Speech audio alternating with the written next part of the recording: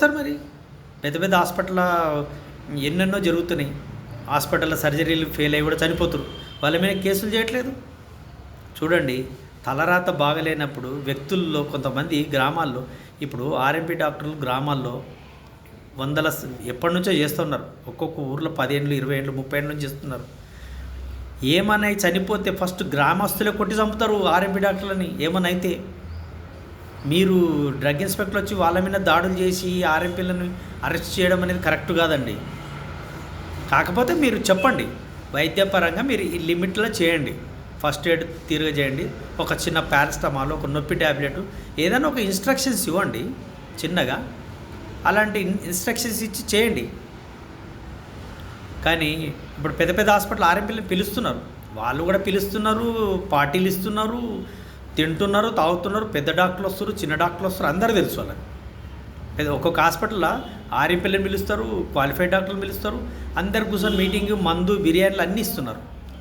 మరి డాక్టర్లే కదా తప్పు చేస్తున్నది. అక్కడ హాస్పిటల్లో ఆర్ఎంపీ డాక్టర్లు పిలుస్తారు, మాకు పేషెంట్లను పంపేయండి, మీకు ఇంత కమిషన్లు ఇస్తున్నాం, మాకంత. అందరు తీసుకుంటారు అండి. పెద్ద డాక్టర్లు కమిషన్ తీసుకుంటారు, చిన్న డాక్టర్లు తీసుకుంటారు, ఆర్ఎంపీలు తీసుకుంటున్నారు. మరి ఆ వ్యవస్థను మీరు కనపడతలేదా? మీకు తెలుసు. హెల్త్ ఆఫీసర్లకు అందరూ తెలుసండి.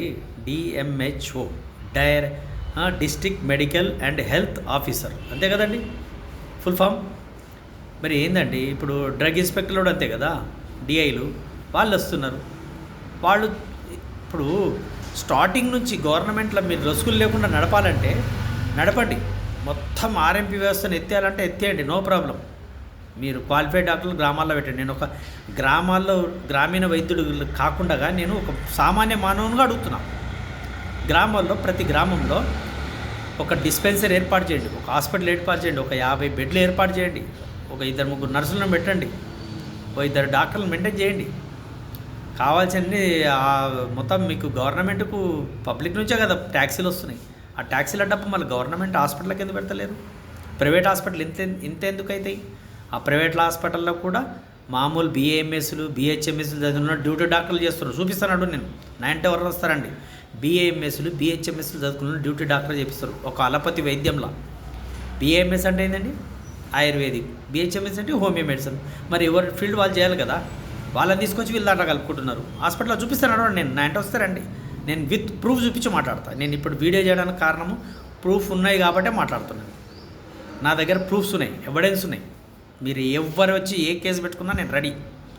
చెప్తున్నా, గవర్నమెంట్కి చెప్తున్నా అండి, ఇది ప్రత్యేకంగా చెప్తున్నా. ఇవాళ ధైర్యం చేసి ముందుకు వస్తున్నా. మీరు ఏం చేసినా పర్వాలేదండి.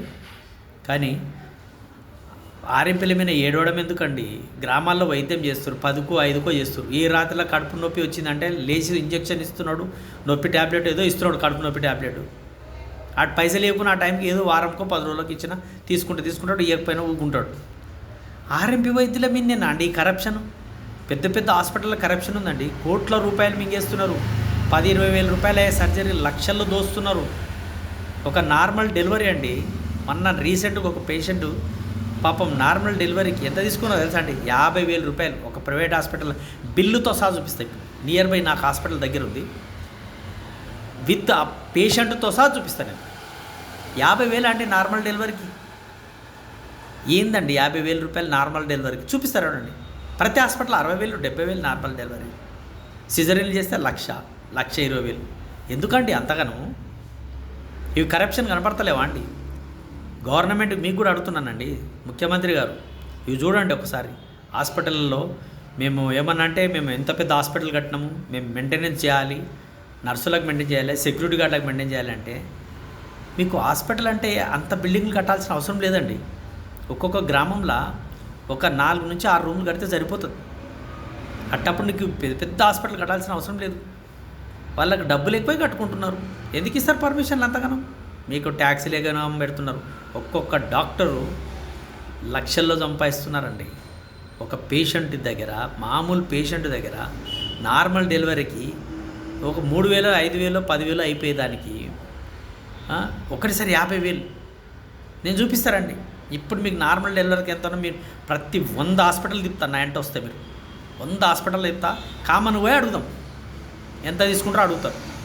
సిజరీన్కి ఎంతనో అదెంత ఏముంటుందండి అట్లా. ఇప్పుడు ఒక సిజరీన్, అనెస్థీషియా, ఒక సీసా, 30 ml voile anaesthesia doctor inject చేస్తాడు. ఏముంటుంది, ఆయన ఒక 3,000 5,000 తీసుకుంటే ఫీజు సరిపోతుంది మామూలుగా సిజరిన్కు. యాక్చువల్ 1,000 రూపాయలు 2,000 దాని మీద మెనూ రాసి ఉంటుంది మీ హాస్పిటల్లో. 500 నుంచి 1,000 రూపాయలు రాసి ఉంటుంది అనెస్థీషియా డాక్టర్. వాళ్ళు ఏం చేస్తారు, అనెస్థీషియా డాక్టర్కి ఒక 10,000, డాక్టర్ గైనకాలజిస్ట్ సిజరిన్ చేసి కోసి తీస్తే ఆమెకు ఒక 10-15,000, హాస్పిటల్లో ఉండడానికి బెడ్ ఛార్జెస్ ఒక 1,000-1,500. 5 రోజులు ఉంచుకున్నా తిప్పి కొడితే మీకు మెడిసిన్స్తో ఒక 30-35,000. అట్లా అది కూడా ఎక్కువే. సిజరిన్ అంటున్నా దానికి 1,00,000 రూపాయలు, 80,000, 1,10,000, మినిమం 70,000 పైనేనండి, తక్కువ లేదు. సిజరిన్ కూడా తక్కువ ఎవరు తీసుకున్నా 60,000 తీసుకుంటున్నారు. అంత కూడా కాదు కదండి ఖర్చు. మరి ఎందుకండి ఇంతగానం డబ్బులు? మరి ఇవన్నీ కనబడతలేవా ముఖ్యమంత్రి గారు? ఆర్ఎంపీల మీద కేసీఆర్కు 10 ఏళ్ళు చేసి ఆగం పట్టించిండు. కాకపోతే ఎవరంత పాపం చెక్కింగ్కు రాలేదు. ఈయన ముఖ్యమంత్రి ఏమో మీ పని మీరు చేసుకొని మా పని మేము చేసుకుంటాం, ఎవడు తప్పు చేస్తే ఆ సెక్షన్ ప్రకారం మీరు చేయండి. ఆర్ఎంపీలని రోజుకొక దాడి జరుగుతున్నది.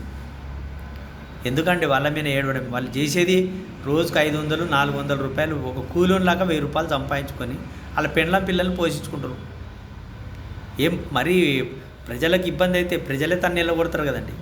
ప్రజల తరఫున మాట్లాడుతున్నాండి. ప్రజలు వేసిన ఓటుకు విలువ ఇచ్చి గ్రామాల్లో చేయండి, పెద్ద పెద్ద హాస్పిటల్ పెట్టండి. ఎవరు వద్దంటున్నారండి? మీరు హాస్పిటల్ పెట్టి డాక్టర్ని పెడితే వీళ్ళు ఎందుకుంటారు? ఆర్ఎంపీలు ఎప్పుడో వెళ్ళిపోతారు, లేచిపోతారు. అరే మనకు గిరాకీ అయితే లేదు, ఇంకేదన్నా పని చేసుకొని బతుకుతున్నాడు అంటారు. మెడికల్ షాప్లో అయితే దారుణంగా ఎవడు పోయి అడిగితే ఆయన కట్ చేస్తారు. ప్రిస్క్రిప్షన్ చేస్తేనే కదా రూల్స్. మెడికల్ షాప్కి కూడా మందులు ఇవ్వాలని రూల్ ఉంది. ఇప్పుడు అపోలో ఫార్మసీ చూడండి, మెడిప్లస్ చూడండి, మామూలుగా 10th ఇంటర్ చదివిన పిల్లలు తీసుకొచ్చి అందులో పెడతారు. వానికి మందుల పేర్లు అడిగితే సరిగ్గా రావు. వాళ్ళే ఒక వారం రోజులు ట్రైనింగ్ ఇస్తారు, అందులో తెచ్చి జాబులు పెడతారు. మళ్ళీ వాళ్ళు కూడా దొంగతనంలో కింద పెట్టి ఆ మందులు అమ్ముకుంటారు. చూపిస్తారండి, అపోలోలో కూడా చూపిస్తా, మెడిప్లస్లో చూపిస్తా. లోకల్ మందులు, జనరిక్ మందులు అమ్ముకుంటున్నారు. జనరిక్ స్టోర్ అంటే జనరిక్ స్టోరే ఉండాలి, ఎథికల్ అంటే ఎథికలే ఉండాలి. మరి మెడికల్ షాప్లో కూడా లోకల్ మందులు అన్నీ అమ్ముకొని వాళ్ళు డైరెక్ట్ మెడిసిన్ ఇస్తున్నారు కదండి. యాంటీబయాటిక్ ఇస్తున్నారు, నొప్పులు ఇస్తున్నారు, ఏ వాడితే అవి ఇస్తారు. ఎవడైనా చదువుకున్నాడు మంచిగా వచ్చి పలానా మెడిసిన్ అంటే ఇచ్చేస్తున్నారు. నేను చూపిస్తా 100 మెడికల్ నాతో పాటు రండి. 100 మెడికల్ షాప్లో నేను మీకు ఎన్ని కావాలంటే అన్ని మందులు ఇప్పిస్తాను. మెడికల్ షాప్లో డైరెక్ట్ వచ్చే మందులు ఒక డాక్టర్ ప్రిస్క్రైబ్ చేస్తేనే కదా ఇవ్వాలి. ఏ లెక్కన ఇస్తారు చెప్పండి?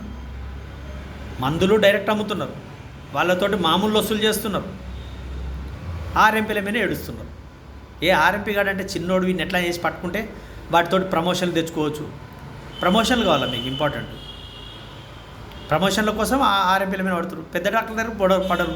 వాళ్ళు ఏమనంటే పెద్ద డాక్టర్ క్వాలిఫైడ్, వాళ్ళు ఎన్ని తప్పులు చేసినా నడుస్తాయి. సిజరీన్లల్లో చచ్చిపోయినా కూడా వాళ్ళకి పలకరియరు, లక్షలు దుబ్బుతూ ఉంటారు సర్జరీలకు. ఎందుకండి సర్జరీలకు అంత డబ్బులు ఎందుకైతే అండి? మీరు ఇచ్చే మెడిసిన్ ఏంది? కట్ చేసి కోసి కుట్లేసేదే కదా.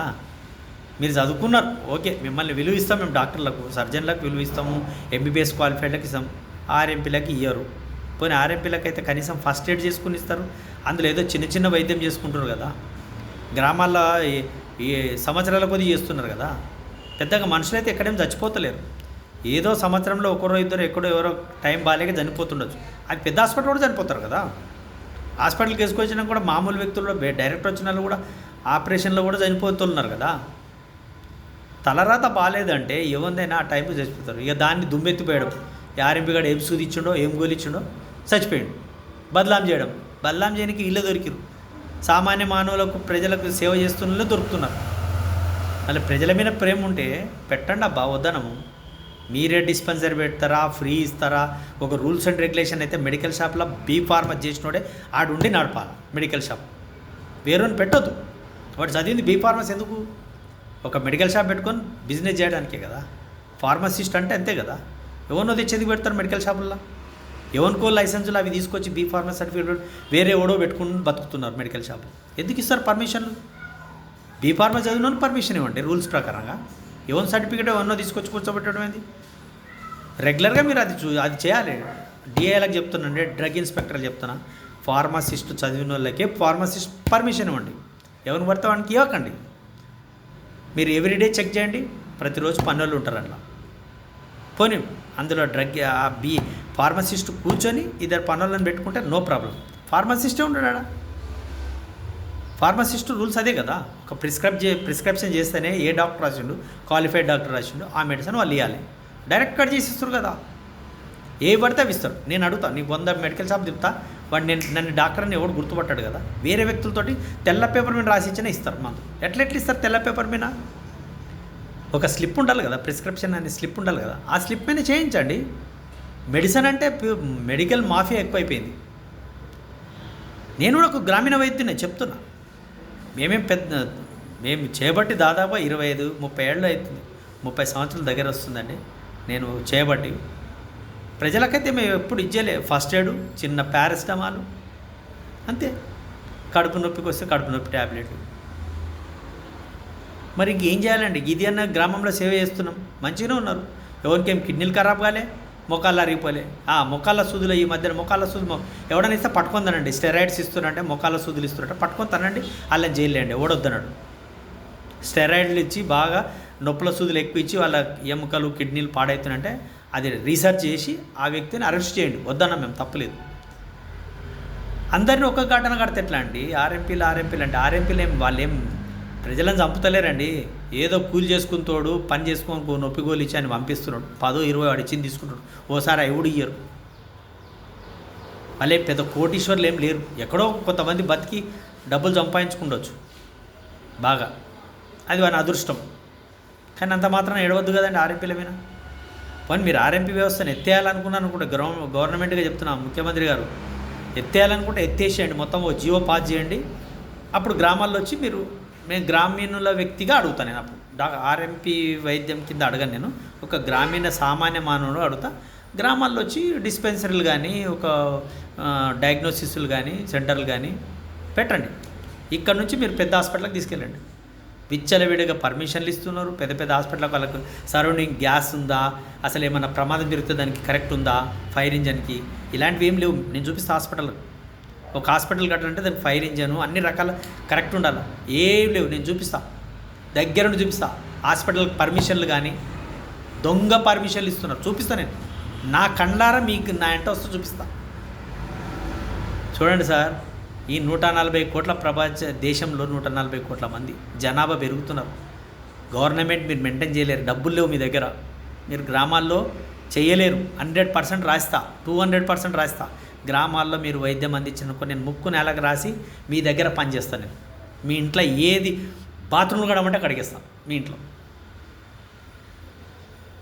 గ్రామాల్లో కనుక మీరు హాస్పిటల్ పెట్టి, మందులు ఇచ్చి, డాక్టర్లను పెట్టి 24 గంటలు సర్వీస్ ఇవ్వాలి ప్రతి గ్రామంలో. జబ్బు అంటే ఎప్పుడేమొస్తుందో తెలియదు. పాము కాటు ఎప్పుడు గరుస్తుందో తెలియదు, ఏ రాత్రిలో గరుస్తుందో తెలియదు రైతుకు. ఎవరికి ఎప్పుడు తేలు గరుస్తుందో తెలియదు గ్రామాల్లో. ఎవరికి ఎప్పుడు కడుపున వస్తుందో తెలియదు. 24/7 అది. డాక్టర్ అంటే 24/7 ఉండాలి గ్రామాల్లో.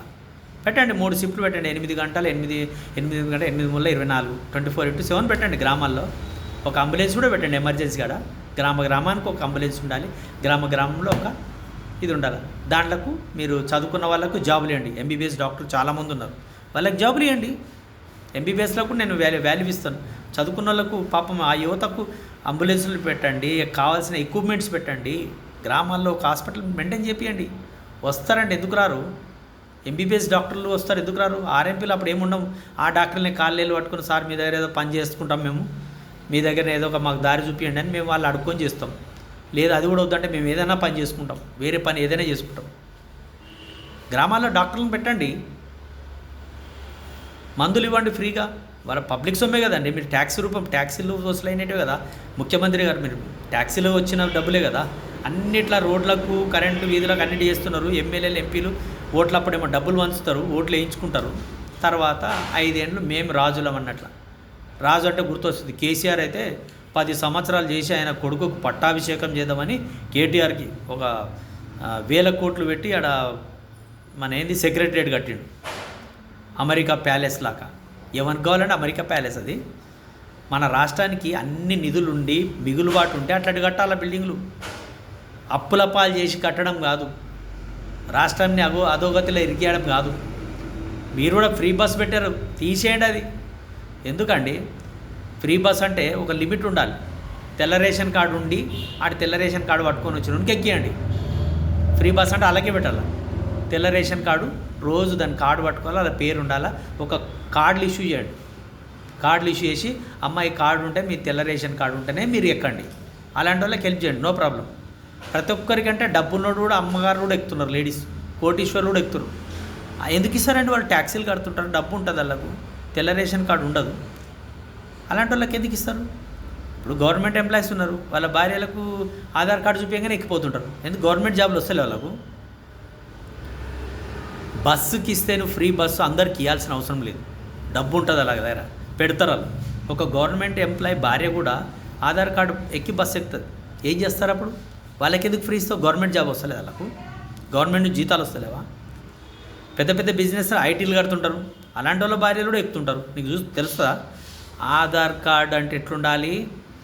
రేషన్ కార్డుకు లింక్ అయిన కార్డు మీరు ఏమైనా స్పెషల్గా ఉంటే చేసి అలాంటి వాళ్ళకి హెల్ప్ చేద్దామంటే బస్సులకు ఇప్పటిదాకా ఎవరు ఇచ్చలేకుండా వచ్చే ఐడియా నేను ఇస్తున్నా. బస్సులకు ఫ్రీ సర్వీస్ ఇవ్వాలంటే ఇట్లాంటిది పెట్టండి. తెల్ల రేషన్ కార్డు ఉండి అలాగ ఆధార్ కార్డు ఉంటే ఆధార్ కార్డుకు ఆ రేషన్ కార్డు లింక్ అయిన నెంబర్ ఒకటి ఇష్యూ చేయండి. ఆ కార్డులు చేసి వాళ్ళకి ఇవ్వండి. అప్పుడు ఆడపిల్లలు ఎవరు ఎక్కుతారో, ఆడపిల్లలకి నేనేం అనట్లేదండి, ఆడపిల్లలు అలాంటి వాళ్ళకి ఇవ్వండి. కానీ డబ్బున్న వాళ్ళకి ఎందుకు ఇస్తారు మీరు? గవర్నమెంట్ జాబులు చేసుకున్న వాళ్ళు, వ్యాపారం చేసుకున్న వాళ్ళు, పెండ్లాం పిల్లలు చాలామంది ఉన్నారు ఆడపిల్లలు. అలాంటి వాళ్ళకి ఎందుకు ఇస్తారండి మీరు? మహిళలకు ఫ్రీ బస్ అని గవర్నమెంట్ లాస్ అయితే అట్లా. ఇప్పుడు ఫ్రీ బియ్యం రైస్ తెచ్చుకుంటున్నారు, అదే రేషన్ కార్డు ఉన్న వాళ్ళకు ఆ రేషన్ కార్డుకు ఒక స్పెషల్ మీద ఏదైనా కార్డు ఇష్యూ చేయండి, ఆ నెంబర్కి ఆధార్ ఒక స్కాన్ చేసి పెట్టమని చెప్పండి బస్సులు ఎక్కేటప్పుడు ఫ్రీగా. ఇది అవునా కాదా? ఆ బస్ కార్డు ఒకటి పెట్టండి, ఫ్రీ బస్ అనేది కింద ఒక మీటర్ లాంటిది పెట్టి ఇట్లా కార్డు పెట్టగానే వీళ్ళది కరెక్ట్ అని చెప్పి ఎక్కుతారు. ఆపండి, మెల్లగా ఎక్కండి, తీసుకొని పోండి. ఇది నేను ఇస్తున్నా స్పెషల్, మీకు ఈ మైండ్లో ఆలోచన రాకుండా వచ్చి నేను ఇస్తున్నా. ఫ్రీ బస్ మొత్తం ఎందుకు పెడతామండి? అందరు మహిళలకి కొట్టుకొని వస్తున్నారు. ఆ కేసీఆర్ అయితే ఇక ఫామ్ హౌస్కే పరిమితం. ఆయన 10 ఏళ్ల కిందట ఎంత ఆస్తులున్నో ఇలా వేల కోట్లు, లక్షల కోట్లు. ఆ కాళేశ్వరం అయితే మొత్తం ఎత్తిపోతలు పైకి. ఎవడన్నా నీళ్ళు కిందికి వారుతుంటే కిందికి ప్రాజెక్టులు కడతాం, కానీ పారే నీళ్ళని పైకి ప్రాజెక్టు కట్టి పైకి ఎక్కించడం ఏందో ఆయన నాకు అర్థం కాదు. విచిత్రంగా లక్షల కోట్లు దోసుకున్నాడు. ఆయన పుణ్యం ఏంటంటే ప్రతి గ్రామానికి నీళ్ళు వస్తున్నాయి, ఒక సంతోషం. చేసిందని అలా. ఆయన కరెంటు యూనిట్లు ఏమి ఇవ్వలే, రైతులకు ఇచ్చిన. నువ్వు కరెంటు ఫ్రీ ఇచ్చినావు 200 యూనిట్లు. అది ఒక రకంగా ఉపయోగపడుతుంది, కానీ అన్ని యూనిట్లు ఇవ్వడం కూడా తప్పు. రాజశేఖర రెడ్డి 50 యూనిట్లు పెట్టినా, నువ్వు 80, 70, 100 పెట్టేది ఉండే. 200 యూనిట్లు ఎందుకు పెడతావు నువ్వు? అది దండ లాసే. గవర్నమెంట్కి వచ్చే ఆదాయాన్ని జడగొడుతున్నారండి ముఖ్యమంత్రి గారు. లిమిటేషన్ చేయండి. ఆయననేమో 100 ఎకరాలకు రైతు బంధులు వేసేసి ఆయన ఆగం చేసిండు. ఇక నువ్వైతే నా 5 ఎకరాలకు 4 ఎకరాలకు వేస్తున్నావు, ఎంతవరకు వేస్తున్నావు తెలియదు ఆ రైతు బంధులు. కానీ పేద రైతులను కూడా గుర్తించండి. పేద రైతులను గుర్తించి వాళ్ళకు ఒక కార్డులు ఇష్యూ చేసి అలాంటి వాళ్ళకి ఇవ్వండి, వద్దనట్లేదు రైతు బంధు. ఇంకోటి, రైతు బంధులు ఎలా వేస్తారంటే పంట పండించినోనికే రైతు బంధు అమౌంట్, అది ఫోటో కొట్టుకోండి మీరు. ఎవడన్నా పండించకపోతే ఆ ఫోటో కొట్టి అప్పుడే లైవ్ చేసేయాలి ఇమ్మీడియట్లీ. పంట వేయకపోతే వేయకండి, పంట వేస్తే ఇవ్వండి. పంట వేసింది వాడు వేసి ఓ ఫోటో పెట్టి దానికి ఇష్యూ అయినా కానీ ఇమ్మీడియట్లీ పాస్ చేయండి. ప్రతి రైతుకి ఈ సిస్టమ్ ఏంటండి. ఇంకా టైం కుదరదు అట్లా కాదంటే సరే, రైతు బంధుల గురించి మీరు ఎంత వేస్తారో వేసుకోండి, దాన్ని వేరే విషయము. కానీ ప్రతి పైసని కాపాడాలండి ముఖ్యమంత్రి అంటే. రాష్ట్రానికి ఒక ముఖ్యమంత్రి అంటే రూపాయి కాపాడాలి. బస్సులది మాత్రం మీరు కొంచెం ఆలోచన చేయండి, డబ్బులు ఆగమైపోతున్నాయండి. మీరు రేషన్ కార్డుకి ఇట్లాంటి కార్డు లింక్ పెట్టి ఒక మీటర్ ఏదైనా ఉంటుంది కదా ఇట్లా స్కానర్ లాగా, అది ఉంటే ఓకే వేస్తేనే లోపలికి వెళ్ళాలి, లేకుంటే లేదు. లేదంటే అట్లా కార్డులు ఇష్యూ చేయండి. అట్లాంటి కార్డులు స్పెషల్గా కనబడితే ఆ కార్డులు వాళ్ళు తీసుకొని వచ్చేస్తారు. వాళ్ళ ఫోటో, వాళ్ళ ఆధార్ కార్డుకు రేషన్ కార్డు లింక్ ఉన్న ఫోటో కార్డు ఉంటేనే ఓకే చేయండి. అదే కండక్టర్ దగ్గర మిషన్ ఉంటే మిషన్, లేదా డబ్బులు వసూలు చేయండి. బెనిఫిట్ రావాలని చెప్తున్నా అండి. మీకు రిస్క్ తీసుకోవాలి. వేల కోట్లు, లక్షల కోట్లు ఆగమైపోతున్నప్పుడు ఇటువంటివి కూడా ఆలోచన చేయాలండి. ముఖ్యమంత్రి గారు రేవంత్ రెడ్డి, మేమైతే కాంగ్రెస్ పార్టీకి అయితే నేను ఫస్ట్ నుంచి నాకు ఇష్టం లేదు. పార్టీ అంటేనే నాకు నచ్చదు. కాంగ్రెస్ పార్టీలో మొత్తం కరప్షనే. రేవంత్ రెడ్డి గారు, మిమ్మల్ని చూసి నేను ఫస్ట్ టైం జీవితంలో కాంగ్రెస్ పైన మీకేసాను ఓటు. డైరెక్ట్ చెప్తున్నాను. ఇప్పటిదాకా నేను కాంగ్రెస్ ఓటు వేయలేదు. రేవంత్ రెడ్డి గారు మీ టీడీపీలో ఉన్నప్పుడు మీ వాయిస్ని చూసి మీ పైన ఉన్న ప్రేమతోటి నేను ఓటేశాను కాంగ్రెస్కి. కానీ మీరు కూడా ప్రజలపైన ఆర్ఎంపీల మీద దయ చూపి వాళ్ళకు ఒక దారి చూపించడానికి కోరుతున్నానండి. దారి చూపించండి. నా మాటలు ఎక్కడైనా తప్పు ఉంటే, లీగల్గా ఏమైనా ప్రాబ్లం ఉంటే క్షమించండి. దానికి ఇప్పుడే చెప్తున్నా, క్షమాపణ కూడా కోరుతున్నా. నావేమన్నా మాటలు తప్పు ఉంటే డిఎంహెచ్ఓలకు కానీ డ్రగ్ ఇన్స్పెక్టర్లకు కానీ యథార్థంగా ఉన్నది చూసి చెప్తున్నాను. అది జరిగినవి కూడా నాకు తెలుసండి. అందుకే మీకు నేను చెప్తున్నాను సార్. అందరికీ రెస్పెక్ట్ ఇస్తున్నాను. ఇండియన్ మెడికల్ అసోసియేషన్ వాళ్ళకి కానీ, డ్రగ్ ఇన్స్పెక్టర్లకు కానీ, డిఎంహెచ్ఓలకు కానీ మమ్మల్ని మా పరిధిని ఒక కట్టడి చేసి మాకు ఒక హద్దుపద్దు చేసి మేము ఎలాంటి జీవనం గడపాలి. గ్రామాల్లో ఉండే ఇప్పుడు సిటీలో వచ్చే వాళ్ళు ఎవరెవరో ఇంజక్షన్లు ఇస్తారు. కనీసం వాళ్ళు ఇచ్చే ఇంజక్షన్లో చిన్న గ్లూకోజ్లో ఐరన్ ఇంజక్షన్ రాస్తారు గర్భిణీ స్త్రీలకు పెద్ద పెద్ద హాస్పిటల్లో. అవి కూడా మేము చిన్న గ్లూకోజ్ ద్వారా వాళ్ళు ఇచ్చిన మెడిసిన్నే పెడుతున్నాం. వాళ్ళు ఇవ్వమన్న ఇంజక్షన్ మెతికోబాల్మిన్ న్యూరాలజిస్టులు రాసిన ఇంజక్షన్లు ఏమంటేనే ఇస్తున్నాం. స్పెషల్గా అయితే మేము ఏమి ఇవ్వట్లేదు అట్లాంటివి. మాకు ఒక దారి చూపించండి sir. DMHO sir, district medical and health officer గారు నమస్కారం చెప్తున్నాను సార్. మాకు ఒక దారి చూపించండి. డిఐ డ్రగ్ ఇన్స్పెక్టర్లు మీకు కూడా కోరుకుంటున్నామండి, మాకు దారిని చూపించండి. ముఖ్యమంత్రి గారు దయచేసి నమస్తే చెప్తున్నాం సార్, నమస్కారాలు చెప్తున్నాం. 1000 కోట్ల నమస్కారాలు మెడికల్ ఆఫీసర్లకు అందరికీ.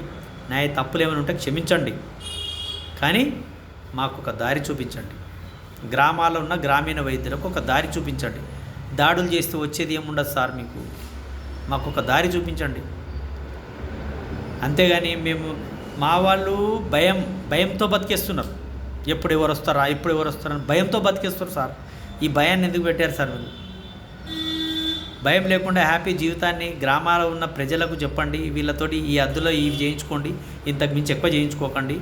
మీరు ఏమైనా ఉంటే పెద్ద గవర్నమెంట్ హాస్పిటల్కి రండి. చూడండి సార్, మేము చెప్పింది అయితే ఎంత వాస్తవం ఎంత నిజాయితీ మీ అందరికీ తెలుసు. నావి తప్పులు ఏమైనా ఉంటే క్షమించండి. ముఖ్యమంత్రి గారు మీరు దయ చూపి గ్రామాల్లో సర్పంచులకు కూడా మీరు కూడా గ్రామ సర్పంచులను అడిగి తెలుసుకోండి. విలేజుల్లో డాక్టర్లు ఆర్ఎంపీలు ఉండాలా వద్దా? సర్పంచులను అడగండి. మీటింగ్ పెట్టి సర్పంచులకు విలేజ్లో అడగండి. ప్రతి సర్పంచ్ గారు గ్రామంలో ఉండేవాళ్ళు మీరు కూడా ఆలోచించండి. విలేజ్ డాక్టర్ ఉండాలి అంటే మీరు గవర్నమెంట్ నుంచి తెప్పించుకుంటారా, ప్రైవేట్ వైద్యం చేయించుకుంటారా, అది మీ ఇష్టం. తప్పు జరిగితే ఏ డాక్టర్, ఆర్ఎంపీ డాక్టర్ కానీ పెద్ద డాక్టర్ కానీ శిక్ష అందరికి ఒకటే తీరగుండాల. ఎందుకంటే తప్పులు ఎవరేం చేస్తారంటే, తప్పు చేయలేని మానవుడు లేడు భూమి పైన. ప్రతి ఒక్కరు తప్పు చేస్తారు. ఖచ్చితంగా మీరు ఇది చూసి మీరు దీని గురించి ఆలోచించాలండి. ఆర్ఎంపీలకు మీకు కూడా చెప్తున్నాండి, ఇతన ఏ స్టెరాయిడ్లు ఏవి ఇష్టం వచ్చిన మెడిసిన్లు ఇవ్వకండి. చిన్న వైద్యం ఫస్ట్ ఎయిడ్ లాగా చేసుకొని బ్రతకండి. వాళ్ళని కూడా గౌరవిద్దాం మనము. డిఎంహెచ్ఓలని డిఐలని అందరినీ గౌరవించాలండి. వాళ్ళు లేని మనం లేము. ఇక్కడ గ్రామాల్లో కూడా ప్రజలకు తెలియజేస్తూ అందరితో ముందుకెళ్ళాలని కోరుకుంటున్నానండి. ఇంకేమైనా ఉంటే తప్పులుంటే క్షమించండి. అందరికి చెప్తున్న ప్రజలారా మీరు కూడా ఆలోచించండి. నా వీడియో మంచిగా అనిపిస్తే 10 మందికి షేర్ చేయండి. ప్రతి విలేజ్కు నా వీడియో అందాలి. ప్రతి గ్రామాల్లో ప్రతి ఒక్కరు యూట్యూబ్ చూస్తున్న వాళ్ళందరూ కూడా ఈ వీడియో అందరికీ అందాలి అండి. కాకపోతే మీరు దీన్ని సబ్స్క్రైబ్ చేసుకొని షేర్ చేసుకొని ఇది చేస్తే నేను ఇంకా ఏమైనా ఉంటే కొన్ని కొత్తవి చెప్పడానికి ప్రయత్నం చేస్తా అండి. ఎవరైనా మనోభావాలు దెబ్బతింటే క్షమించండి. Thank you.